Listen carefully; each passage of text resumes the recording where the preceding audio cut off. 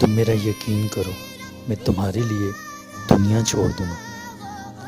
اچھا یہ بتاؤ، آج فجر کی نماز پڑھی تھی؟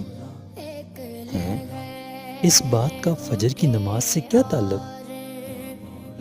وہ میری بات کے جواب میں مسکرائی اور اس نے کہا، جو رب تمہیں سب سے زیادہ پیار کرتا ہے تم اس کے لیے نیند کو نہیں چھوڑ سکتے، اور چلے ہو میرے لیے دنیا چھوڑنے۔